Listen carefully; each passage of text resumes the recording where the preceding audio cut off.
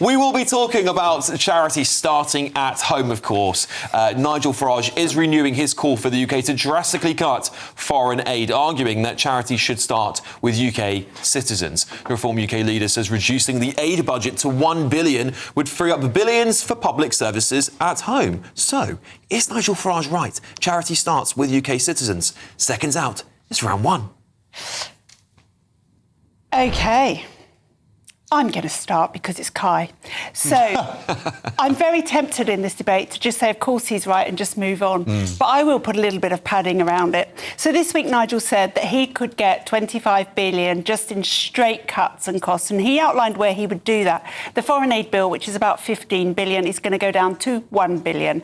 The universal credit to foreign nationals, scrapping it. That's going to save another 8 billion. And doubling the NHS premium for foreign nationals will raise 5 billion. And I say, hurrah. Why? Because there are 7,500 to 20,000, depending on whose estimate you take, homeless veterans sleeping on our street. There are 220,000 non-UK nationals sleeping on our streets. What are they doing? They're not working and paying tax. So they're going to need housing. They're going to need recourse to benefits at some point. Foreign aid. We're giving foreign aid to China, Mexico, Malaysia, who are wealthier than many parts of the UK. For example, we gave a Chinese all-female opera group a lot of money in Shanghai. We gave $500,000 to electric vehicles for Albanian prisons. We gave 133,000 to Shrimp Health in Bangladesh. I mean, we gave money to gender disinformation in Kenya, to women's affairs in the Jordanian, a Middle Eastern country sitting on oil that it actually does take out of the ground, military. It's madness. And I know that people come back and say, oh, well, we need this foreign aid because then we don't get migrants. Clearly, that's a load of tosh because we've got migrants coming out of every orifice that we could imagine. And we don't benefit from teaching people how to sing in China. We don't benefit from talking about gender disinformation in Kenya. That doesn't stop migrants coming here. None of this does. Then they'll say, oh, they're only tiny amounts, Renee. But, every time you've got 500,000 and 500,000, it adds up pretty quickly. Nigel Farage is absolutely right. Everything should now be focused inwards. We are in a mess. We are crumbling. We've got people who can't put food on their table or houses over their heads. It's time to spend our money at home. Well, I'm the first person to say shrimp lives matter. We shouldn't scrimp on shrimp. No, honestly, though, I mean, you've fallen hook, line and sinker there for Nigel Farage's dodgy maths, Dr. Renee. I'm not quite sure where he got those from, but for sure the government doesn't agree. But on foreign aid, we've discussed this quite a bit in recent months, and I agree it's very easy to pick out silly projects here and there. They do amount to a lot. And I think the majority of them should be stopped. But that 1 billion, that almost just covers the grant block that the Global Fund gets, right, for tackling HIV/AIDS all across the world. Why does that matter? Well, we know that there are tens of thousands, maybe even hundreds of thousands of deaths taking place across the world now as a direct result of the US's cutting its aid funding and many Western countries following suit in doing so. That matters for us because AIDS, HIV/AIDS, tuberculosis, malaria, these are issues that, left unchecked, come to our shores. Now, no doubt we need to do better on protecting our own, but also that other part that Dr. Renee sort of skated over in Nigel Farage's plans is those plans to take away the opportunity to claim benefits from EU nationals, people who work in this country, who pay in through taxes into the system, who work hard, who might have fallen on hard times, who might be between jobs, but who should not be deprived access to the NHS, should not be deprived access to contributing fully to our great country. No one's going to be deprived access to the NHS. I can tell you that, Kai. I work on it. Nobody who turns up in A&E giving birth or with a broken leg is ever going to be turned away. So that's pay for the privilege. Nonsense. And they'll never get charged. I've seen the bills go. They charge more. They'll never get charged for using it. We need to stop people arriving on our shores. We need to stop all of the visas, and we need to stop people using the NHS as the international tourist centre for health. Using the internet without a VPN, a virtual private network, is a bit like taking to the road without car insurance. All it takes is one unlucky moment to cost you a lot of cash. This video's sponsor is Private Internet Access. They are the VPN to help keep you safe. Click the link in the description below to find out why over 30 million people have downloaded PIA to protect themselves online. A virtual private network is an app that hides your IP address and helps keep your data private. When you're browsing the internet at home, you give up a large amount of data to businesses, to shops, and indeed to social media giants too. Hackers have the ability to steal your personal data with ease, including sensitive information such as passwords, keystrokes, and even your personal photos. Private Internet Access helps protect your personal data by encrypting your internet connection to keep your data out of the hands of cyber criminals. And it's not just hackers either to be concerned about. Information can be censored too. When Canada passed their C18 bill, social media giants decided to ban news content on their platforms. But PIA can protect your ability to consume the news and content you love.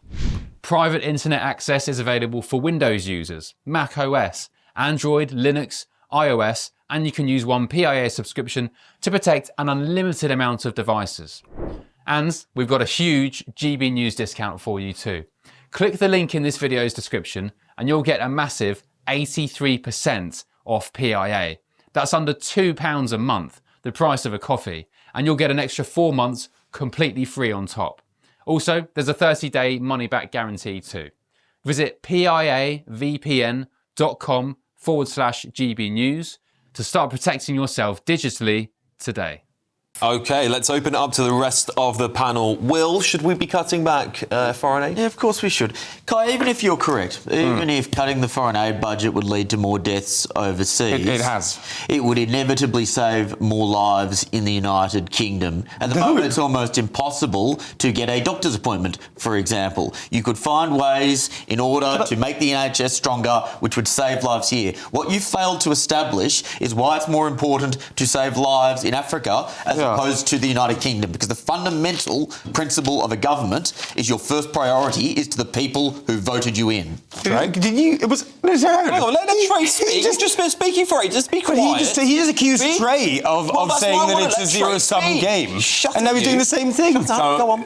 You guys know where I stand on the Commonwealth, right? And I think there is a duty of care for Britain to take care of Commonwealth countries. Why? Because we've always been in it together for ages now, whether it's wars. Lots of times we've come to the aid of Britain and therefore it should be safeguarded. But you forget another thing, though. It's not just about aid, though, is it? It's about influence. So give Africa, for example. If Britain completely removes itself from aid, etc., blah, blah, blah, and then China comes in, we're always talking about China.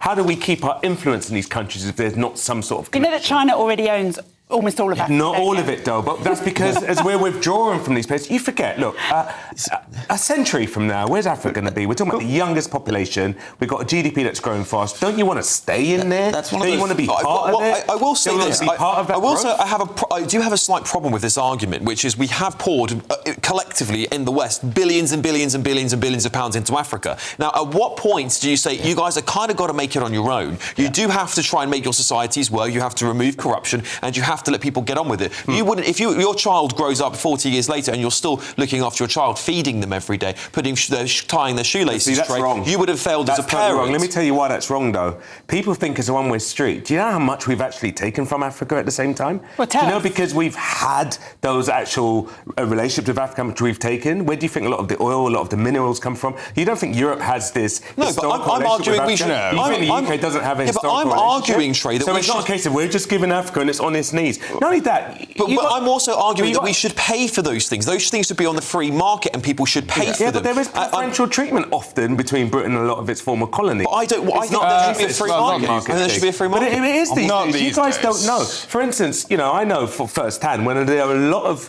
conversations in Nigeria, for instance, around oil, etc. Often there'll be a representative there from the UK and from America. There are lots of stuff that goes behind the scenes that we're not always privy to. It's not just foreign aid. There's lots of relationships that are maintained because of that, and it is a two-way street. I'm looking forward to my reparations for my forefathers being dumped in the harsh conditions of Australia in 1788, that's for sure.